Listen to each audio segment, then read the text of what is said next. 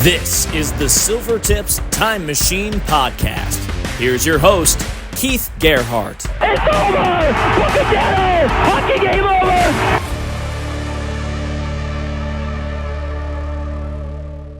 Everett Silvertips Time Machine Podcast. Let's set the time machine to 2003-2004, and let's welcome, and he wore the jersey, number 9, the pride of Saskatoon, Saskatchewan. Hello, Riley Armstrong. Riley, hey, thanks for joining having me, Keith. Great receiving a text message from you as well about doing this show. It was always nice to see your name pop up on my phone.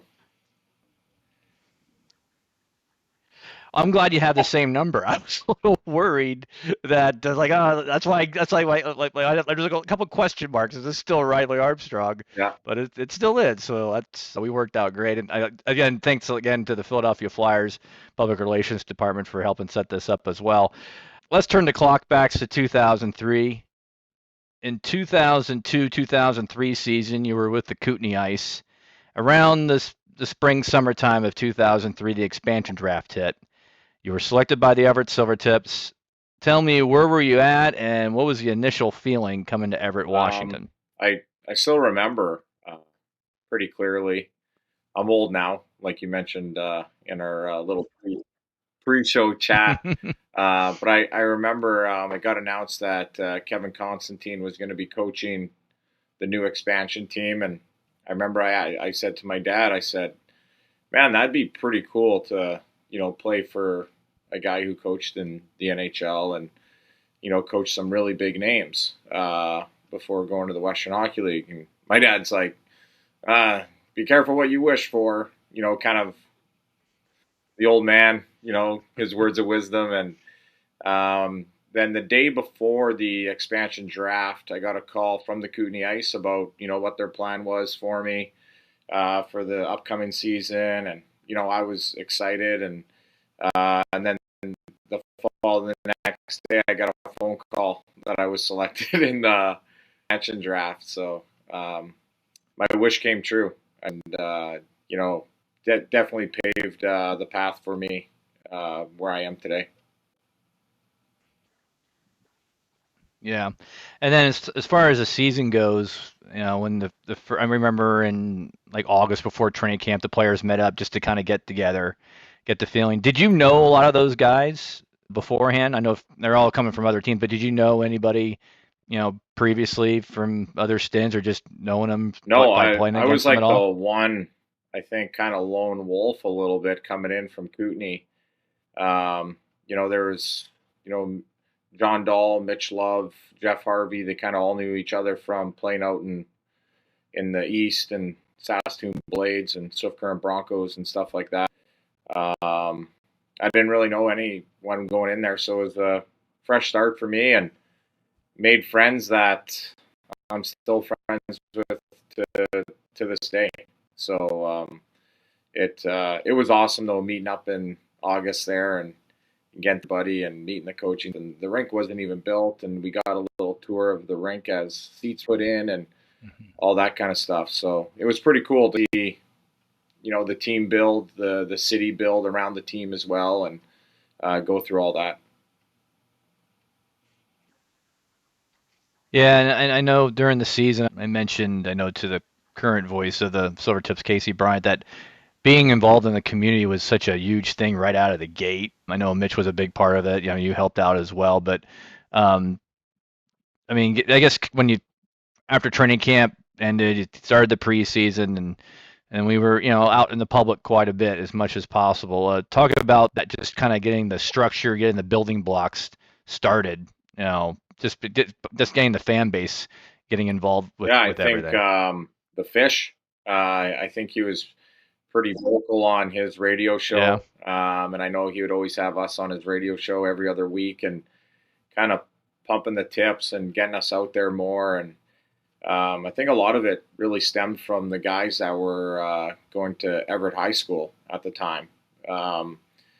They were kind of planting the seeds of no one really knew who we were, but probably all the students are going home and saying, "Hey, there's a hockey team here in Everett, and we should go to a game." And and then we started going to some schools, hospital visits, all that type of stuff that kind of gets you ingrained into the fabric of Everett. And I think going from there, I remember we had billet families kind of all over the place. It wasn't just in Everett. I lived in Snohomish, and Mitch lived a little bit out further from me, and Lake Stevens, a couple guys lived at. And so it was kind of like all these people starting to hear about hockey in Everett. And I still, to this day, I have, working for the Flyers now, and when scouts up there and they watch Everett Silvertips play, they still say it's the best place to play junior hockey. They love going to watch games there. The fan base, all that type of stuff is still thriving. So I definitely love to hear that. Yeah. And then as far as when on the ice itself, and as the season started, I know we started out in Kamloops and got maybe I think it was like an 0-2-1 start, but we finally got that one win against Seattle at the Everett Event Center in front of 8,000 plus, which was like basically almost a weekend 8,000 plus night at the Everett Event Center almost every weekend for the most part. On the ice itself, when did you feel, or when did the team feel, hey, we have a chance to win some games here? We can make, we're not this normal, like how expansion teams are supposed to be, is be in last place. We kind of believe we can at least make a run, at least get in the playoffs. When did it start in your mind, or maybe the team's mind? Maybe is there a month or a certain game that might be out there that we can play with anybody in the league at I this think point? it was we did so much video under KC, and everyone was learning so much. And 16, 17, 18, 19-year-old guys, our brains are still trying to develop, let alone process an hour and a half of video, and how to play, how to defend, layers of defending, where to put your stick, how to angle, all these things that I'd say 90% of the team has never even talked about or thought about in hockey. And I think once guys started to realize how we needed to play in order to win, which we won a lot of games 2-1, 3-1, 1-0. And it was like blocking shots and making the smart play, making the right decision. And a lot of guys came from limited roles on their previous teams, maybe third line guys or fourth line guys. And now they're like myself. I was given a great opportunity to play, in the top six, and kind of getting that confidence back throughout our lineup and the guys on our team. And then I think it kind of started clicking. I remember there was a stretch, the East teams came in, the Blades, Brandon Wheat Kings, forget who else rolled in there, and maybe Moose Jaw, and we took it to them. And we were putting up, I think we scored 6 or 7. It was kind of like, holy smokes. I think Kevin didn't even know what to do behind the bench.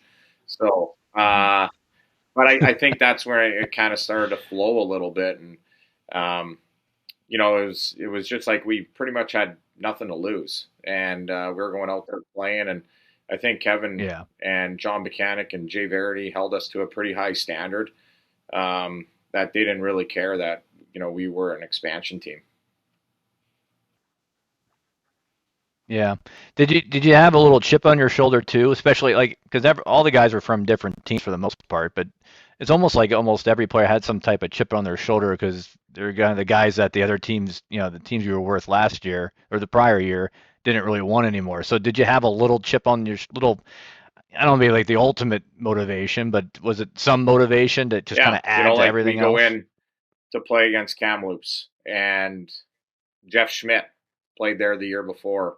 And it's kind of like, you want to win this game for Schmitty, and make him feel good and do all that. So we kind of had that in every single team that we were going into, kind of winning it for the guy beside you type thing. And, it was definitely, we started off kind of far apart as a group, but as the year went on into the playoffs there, it was definitely a pretty tight group. Mm-hmm. Yeah, I mean, regular season, you win the U.S. division. I mean, for you, just looking at your stats, 69 games, 18 goals, 26 assists, 44 points. I think, had a pretty steady year. I mean, if you think about it, you're like you said, top six forward. Was there like a goal that kind of stands out the most? I remember brought back some old the DVDs I had, and I remember the state radio station gave me I have a 23-minute CD of all my calls for that first season. So I remember your goal against Tri-City in overtime. I remember that one, the overtime winner. That was a good one. But was there a standout goal for you that season that kind of like, hey, that was a Yeah, fun one? I think there's last time I was back in Everett, I think there was a picture of it up in the locker room. We were playing against Seattle Thunderbirds, Hmm. and it was just kind of like a backdoor goal. And I just remember the rink was sold out, and I remember scoring and Hmm. celebrating into the corner, and I was kind of like skating away from the net as I scored, so it was like you could see the fans and stuff like that. That's probably the biggest one. I think playing against Seattle was always a big game coming into Everett there. Yeah, and then the playoffs hit. 9 points, five playoff goals in that playoff run.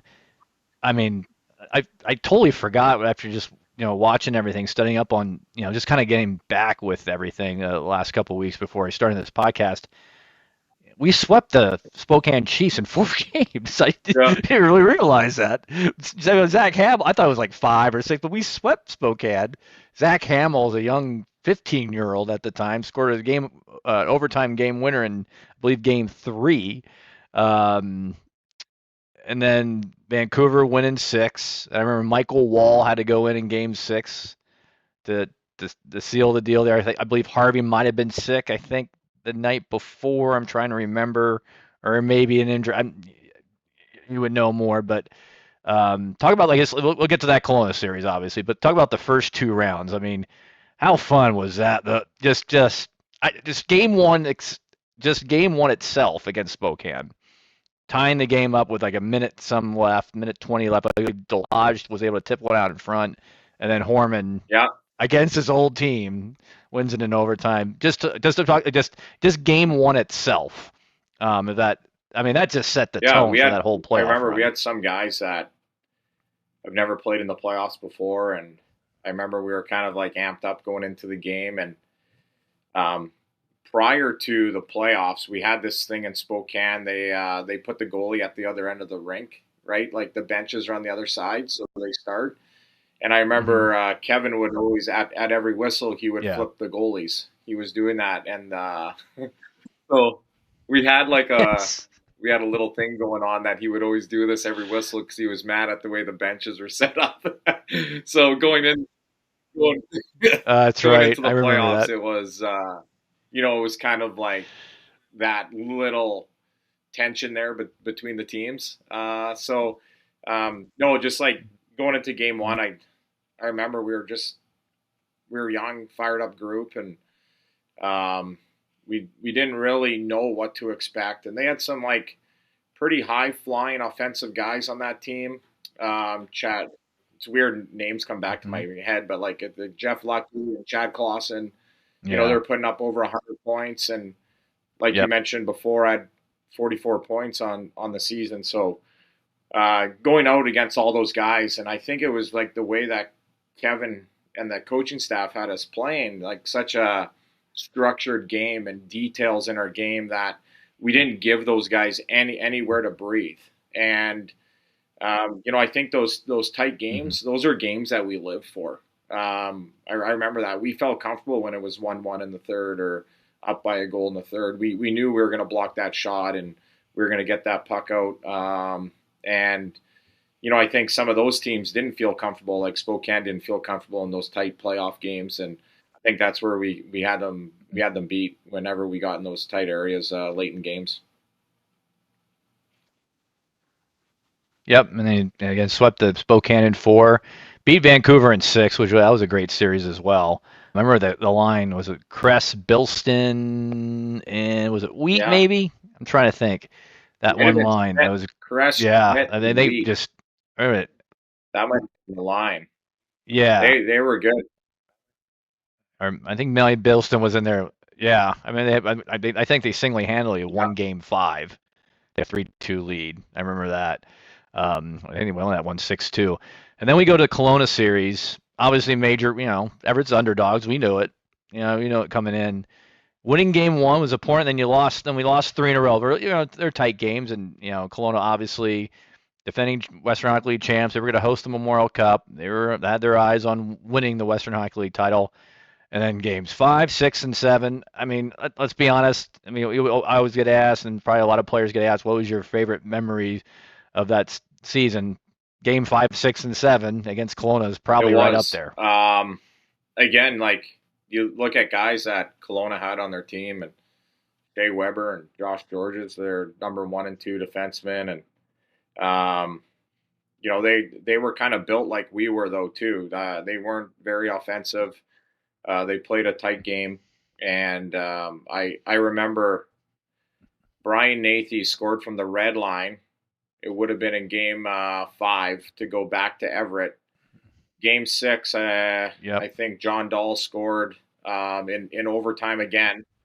And I remember the play was developing. I was kind of like right by the gate, and as like the puck came to him, right. I think our gate was already open and guys were skating out before the puck even went in the net. Like we all saw it coming off that backside. It was down in the Zamboni corner where he scored, and we all flooded out there. Yes. So such a great experience. Whenever you score a goal in overtime, whether it's the regular season, but when you score a goal in overtime in the playoffs, and I don't think there's any better feeling when you get to go out and celebrate with the guys and do that. And then we took it back to Kelowna for a game 7, and I think Medicine Hat already had their mindset that Kelowna was going to win and they were going to go to the Memorial Cup no matter what. And we definitely had different plans as we beat them again in overtime. I think that might have been Jeff Schmidt who scored that one, I believe, if I remember correctly. And again, I think that game might have been 1-1. We won 2-1 in overtime. I think it again was low scoring. Yep. So when you're scoring goals in overtime from the red line on lucky bounces and stuff like that, it's kind of just meant to be. Yeah, and talk about game 7 when that thing went in. My God, I mean the call still played. I see the video from time to time. It's still used in social media by the current Silvertips squad. I mean, just the initial shock of it. I mean, what are you thinking? Like even in the dressing room after the game, because I'm doing the post game show upstairs, so I don't know what was said after the game. Like I know there was a quick moment where the coach, if Kevin said anything or anything like that, but what was from the goal score and maybe to the last after he left with the Western Conference trophy into the dressing room? I don't even know if Kevin said anything in the room, to be honest. I do remember we had so many billet families come, so many families of guys that are from BC and surrounding area, just fans in general come up there. And I remember after the game, all the billet families and stuff like that drove up there for the game. It was like so cool to enjoy that moment with them as well. Me and John Dahl were roommates in Everett, and it was pretty cool. And we dyed our hair blonde. I always get pictures from Dalsey and Lover with my long flowing locks of blonde hair that I had. And it was just so cool.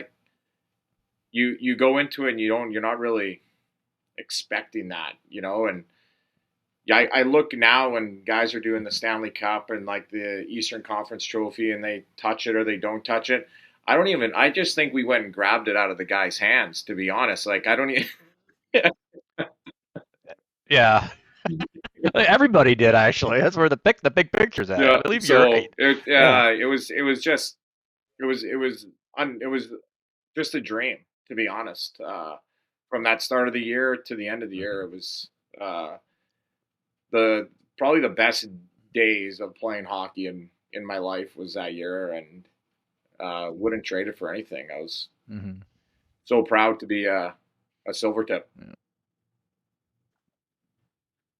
Yeah.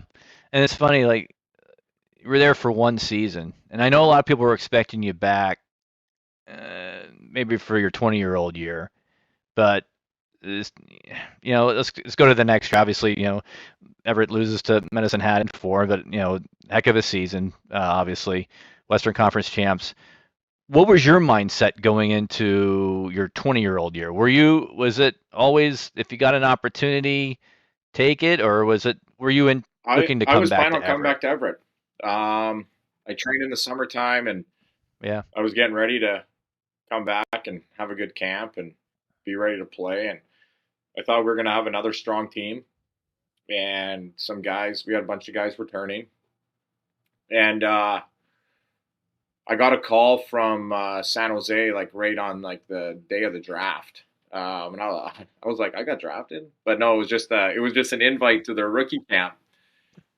And so I was like, yeah, Yeah. like I'll do that. And I went down there, and I wasn't even expecting a contract. Not drafted to the Western Hockey League, not drafted to the NHL, and we just wanted to go down there and kind of see how I compare to other players in that caliber and that age class, and kind of go from there. And then during that rookie camp, I got offered a contract. It was probably the hardest decision that I've ever had to make on taking the contract and not going to play back in Everett. Uh, that's probably one thing that I'd probably stay up at night about. I think in my path of my Mm. development as a player, but also as a person, and who I am away from the rink and maturing a little bit more, was probably the right play to go back. I do remember I called my agent asking if I could go back. I think it's like a January 10th deadline that I was able to hopefully return, and they told me no, that Mhm. I needed to stay. So, but I was asking to go back. Mm. It's definitely something. If I could go back and turn the Yeah. time back, that's something, a decision I would have made different. Really? Okay. Yeah, I'm just wondering about that because I know it was a tough decision. I mean, it's really neat hearing the sincerity of what you just said because I know it had to be a tough decision. But I mean, all in all, with everything that's happened in your career, and we'll get to it here in a little bit, I mean, do you feel like it kind of worked out, benefited you Yeah, in some way? like I think a lot of back to Everett, even from my playing days and into coaching, and um, we can touch on that when we get to the coaching part. But it was it was Right. Yeah. it was something that I I look back in the development and the path, and that at the time you don't see it. You just see like, oh my gosh, I have this NHL contract, um, and you want it so bad. And what happens when I go back for my 20-year-old year and I hurt my knee and I never play again? Something like that. Like you don't know about that, but I do feel that the development piece to it. I think I missed on a couple of things. I think I was a late bloomer, not only as a player but as a person, and just figuring out how the world works, how hockey works, how to conduct myself away from the rink. And I think that was all stuff that Kevin and Jay and John were trying to teach us while we were in Everett. And I remember Kevin always would tell us that he's developing pros and he wants us to be pros, and this is how you act as a pro. And I really do I think back a lot of what those guys taught me, and I wish I could have went back for my 20-year-old year for sure. Yeah. You played in the in the American Hockey League for a little bit. You did get 2 games with the San Jose Sharks, so I have to ask you about that. How was those 2 games in That the National was Hockey League? It was the dream come true. It was a good grind for myself to get there. Had a lot of ups and downs playing in the minors. I think a lot of guys think that, I'm in the American Hockey League. If I just play hard, I'm going to have my chance. And, a lot of stuff comes into play. And San Jose at that time, they were winning the President's Trophy almost every year. They're a really strong team. They made some good trades. They got Joe Thornton and signed some big free agents. And they were kind of like a hot spot to go to for a lot of free agent NHL guys too. So, but we had a good group down in Cleveland, and then the team moved to Worcester. And I think the coolest thing about that team was when I went up to play for San Jose. When I walked into the room, number one, there's like 3 or 4 Hall of Famers on that lineup, and then all the other guys played in the minors. They did a great job at developing Joe Pavelski and Setaguchi, Torrey Mitchell, Ryan Clough. The list goes on of guys that have played in the minors and that were up there. So when I walked into the room, I felt really comfortable. I remember I was tired, but I was comfortable walking in there, knowing a lot of the guys and being at camps and stuff like that. I think the coolest memory of it, my first shift was with Joe Thornton and Patrick Marleau, and I thought that was awesome, watching those guys play. And then I look at the other bench, and Wayne Gretzky's the coach, and I thought, wow, this is pretty neat. So, you get on both sides. So definitely learned a lot, and learned to never quit and never give up and keep going after it. I think some guys in the role I'm in right now get discouraged and feel it should happen quicker than it should, and sometimes the path is just a little bit longer. Yeah. Well, let's get right to the coaching. We have a little bit about time, but after a stint in career in the minor leagues and playing a little bit in Europe, American Hockey League, East Coast Hockey League, actually played in my hometown technically, a little bit outside in Reading, Pennsylvania. Yeah. Good old Berks County. I bet that was fun. Fairly new. Well, not say fairly new hockey, but for an ECHL team, it's I think it was a little bit newer at the time. I mean, everyone loves the Flyers, but it was a big Reading Phillies town too, Double A affiliate of the Phillies. But then you got into coaching. Let me ask you, I guess, the coaches that you played under, how influential was Kevin Constantine, Jay Varady, John McKennick in your coaching Very. career? I would still talk to KC and Jay. When Jay was coaching in Sioux City at the time, I flew out to Sioux City with him for a training camp, and just to kind of see how he runs a camp and pick his brain on a bunch of stuff. Look up to those guys a ton, and now Jay's here with me in Philly now, so it's come a full circle. It's awesome. But I definitely look back to those guys, and I think the biggest part that I looked to was when Danny Briere and myself started the team with the Maine Mariners. We were an expansion team, brand new team, bringing all these new players in, and it kind of brought me back to Everett a lot of, how am I going to get these guys together as a team, and what am I going to do to make them gel together and kind of get it off the ground and all that type of stuff. So a lot of kind of memories flowed back in during my Silvertip days and starting a new team, and all these guys, new to the city, have never been there, and all that type of stuff. So definitely those two guys played a big role in my coaching career as well. Yeah. How did you get to know Danny Briere? I know he's right now the current general manager of the Philadelphia Flyers. We'll get to the Flyers aspect here in a little bit. How did that come about with you and Danny kind of getting together with the Maine Mariners? I was coaching in Wheeling at the time, and I knew Comcast was buying the team or getting the team and moving them to Portland, Maine, and I sent my resume to Danny, and I got an email probably a couple months later saying he wanted to have a chat with me. I actually forgot about it. So I went out there. I talked with him and Paul Holmgren about the job, and a couple days later, I got a call that they wanted me as the first head coach with the Maine Mariners, and we kind of took off from there. And over the last 7 years, we've been working together and talking hockey and all that type of stuff. And we just see the game a lot of the same same ways, same views. And I think the coolest part about it is he's very open to ideas and people's thoughts. And even if I disagree with him, it's, he's not mad at me for disagreeing or offering up what my thoughts are. And it goes the same way with him as well. So we work really well together when it comes down to that type of stuff as well, of, just bouncing things off each other. Yep, and like you said, you were with Danny with Maine, and then you got after I guess the COVID year, I guess, then you went down to Lehigh Valley Phantoms in Allentown, which is the American Hockey League affiliate. You get your roots in Pennsylvania a little bit, and now with the job you're at now, director of player development of the Philadelphia Flyers. Now, as a Flyers fan, I'm just a fanboy and saying this is awesome for me.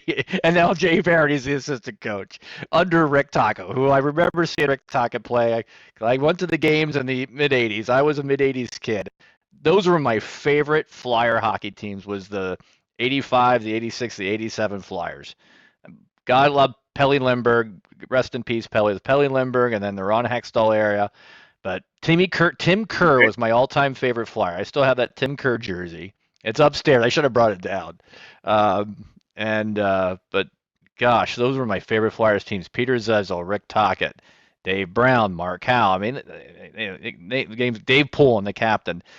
Some maybe not most talented teams, but man, they just couldn't beat Edmonton, unfortunately. But those were I go to those days, and then as I graduated high school in '92, then the Eric Lindros, LeClaire, Renberg side, but being a part of the Philadelphia Flyers organization, my gosh, I mean that's from where you were now. When I first met you as a 19-year-old kid, now where you're at now, my goodness, congratulations! Thank you. Yeah, it's I honestly never would have thought that this is what I was going to do or where I was going to be. To be honest, I think a lot of people, I think even kids in high school or grade 9, or what do you want to be when you grow up? And everybody writes on this little piece of paper and puts it in a folder, and they get it in grade 12. And I remember I wanted to be an NHL player, and I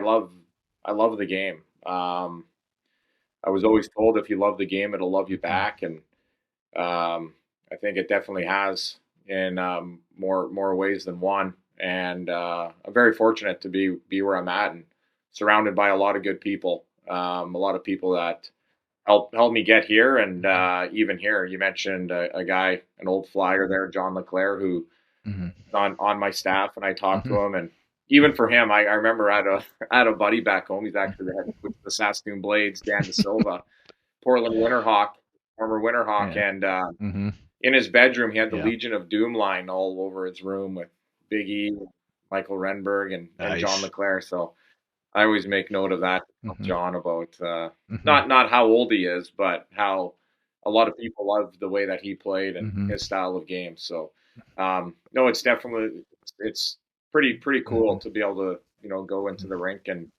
be alongside those guys and working with them and chasing down a Stanley Cup.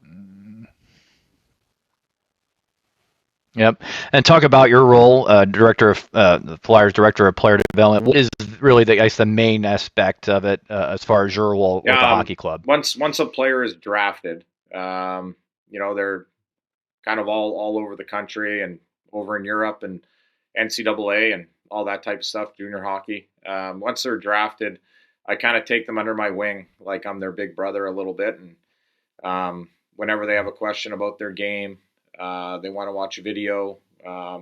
Maybe they're buying a car and they're like, hey, what kind of car should I get? I get a lot of those types of questions. And just kind of be there for them. We travel around, me and my whole staff, we travel around and see the guys, watch them play, and be able to take them out for lunch, take them out for dinner, and build that relationship with them that once they move into the American Hockey League, when they get here, they feel comfortable. They feel like they're already part of the Flyer family.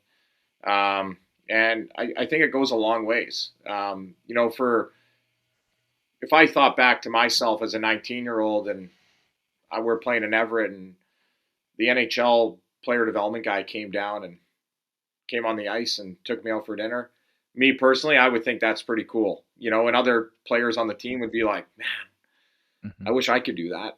So that's something that we want to provide to our guys, and kind of just always be there for them, get to know them, guide them along their path, with whether it's hockey or when they move to Philly or Lehigh, when they're renting an apartment or they have to get furniture, get a cell phone or set up their cable TV and do all that type of stuff. There's lots that goes into it that I wish I knew when I was 19, taking my first step into the American League, that I'm trying to relay now that to these guys. And it's awesome. It's great. It definitely keeps me young. I don't feel like I'm 40. Yeah. Yeah.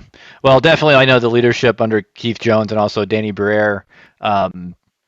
It's a young team. I mean, I can't believe Matvey Michkov didn't get nominated for Rookie of the Year. Started. That's crazy. Don't get me started. I'm still mad about that.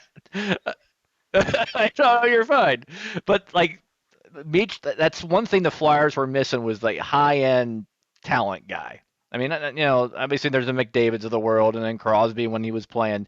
He always kind of missed that high end, and just sometimes was just the unlucky and unfortunate in the lottery, just didn't hit. Maybe a year they couldn't get the lottery #1 pick, and things just kind of just didn't maybe work out in some. But I have to ask you about Matvey Michkov. The games I saw, I mean, instant impact. Every time he has the puck, you definitely want to watch. You don't want to go take a break or get a beer.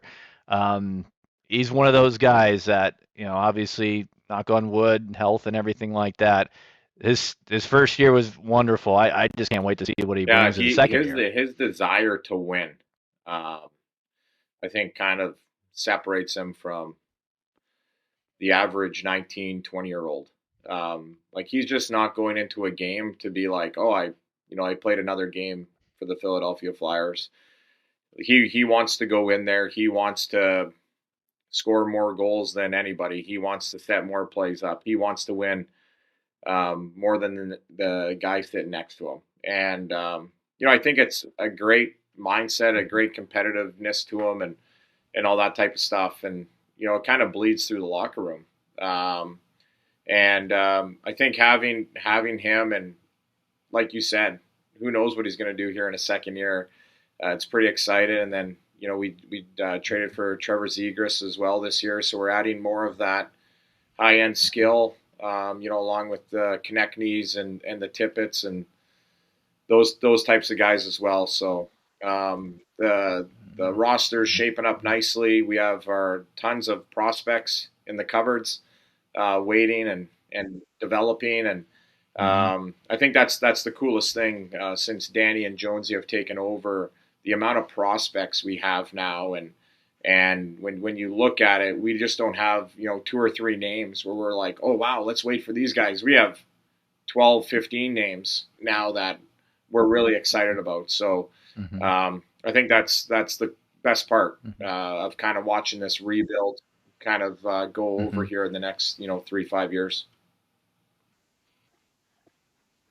Yeah, I have to ask too. I know he got hurt in the World Championships, but Tyson Forrester, I thought he was the best forward of the Flyers toward the end of the year. From the games I watched, I mean, I always like, man, he can get 20 goals, and he ends up with 25. I think this past year, almost 30. I mean, obviously, I hope we can recover as soon as possible. Obviously, take his time getting back. But talk about his development, because I mean, you've seen him maybe the last couple years. But his development as a player. When I came in to coach the Phantoms, Tyson was 18 coming out of COVID, and they had 18, 19. They had that rule where the player could come play in the American League. And so I coached him for parts of that year, and then we sent him back to juniors to play, and then I coached him the next year. And looking at his body of his development, he was like this little scrawny 19-year-old. I think he was probably 180 pounds when I was coaching him, maybe 185. And over the course of the next 2 years, playing in the American League, training in the summertime, the year that he made the Flyers, he went from like 185, and over those course of those 2 years, he went into that lineup and he was 205 pounds. And that's his development just being in the gym. His body's changing from like this teenager into a man. And I really think that the work that he put in, the sacrifice that he did, whether it was, where he trained and he didn't go home, or he was away from his buddies and all that type of stuff that guys like to go home and hang out with their buddies. He put a lot of work in. And I think that's kind of what separated him apart. And in the American League, I think he scored 19 goals, or 18 was the most, and then he goes to the NHL and he puts up back-to-back 20-goal years, and especially in the 25-goal mark too. It's something cool for me, being able to kind of watch him when he first came into pro hockey to where he is now, and my little son and him are best buddies at the rink with secret handshakes and all that type of stuff. So it's pretty cool. It's awesome to watch him play. That's awesome. I want to get to this year's draft class. I know very heavy Ontario Hockey League, but I have a feeling you're going to be making a few trips to East Lansing, Michigan, to Michigan State. I think you have two prospects, starting with Porter Martone. You're the first pick in the first round. So the first, two first round picks. He was the first, and the last one was Jack Nesbitt. Do you see yourself going to East Lansing a little bit? Hey, it's gonna be cold up there. Nothing compares to Saskatoon, Saskatchewan. So I think I'm good. It's exciting. We got Porter there, and his decision to go play college hockey is, in my mind, very mature of his mindset. Like we talked about with myself, of seeing that the zoomed in lens of, I'm going to go to the Philadelphia Flyers training camp and I'm going to try and make the team. He really looks at the big picture and wants to know what's best for his development 5 years down the road when we're pushing for a Stanley Cup. And I think for him to go there, play against older guys, get more time in the gym, like we talked about with Tyson, and that stuff while you're playing college hockey and you're only playing games on the weekend. So I think it's going to be great for his development, whether it's 1 year, whether it's 2 years. I don't predict that type of stuff. That's up to the player and the route that they go. So, but I think the biggest thing is having a couple guys there, Shane Bensagi as well, and then just down the road in Windsor we have Jack Nesbitt. So I felt Danny and our Brent Flahr and our amateur scouting staff did a great job in drafting, as we have a lot of players in the Boston area, a lot of players in Detroit, and then we have a couple in Red Deer. So my little hubs that I'm going to go visit, they made it pretty easy for me to travel around. Yeah, that's true. And I have to ask this, boy, college hockey, NCAA, with everything changing now. And I was talking to Casey Bryant, the play-by-play voice of the Silvertips, how, they had a kid that, an overager. Now the overagers, the 20-year-olds, can go play in college. There's a guy that from the Everett played for Western Michigan, and you got McKenna now going to Penn State. Obviously, NIL plays a big part of this.